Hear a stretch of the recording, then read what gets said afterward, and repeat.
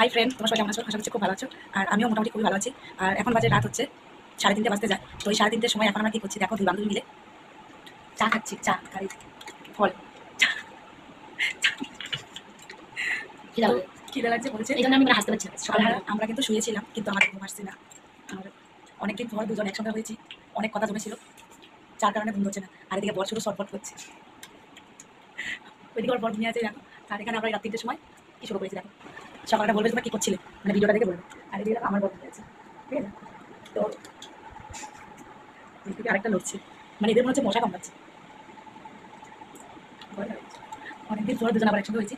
আর যদি খাও খাও খাও খাও খাও।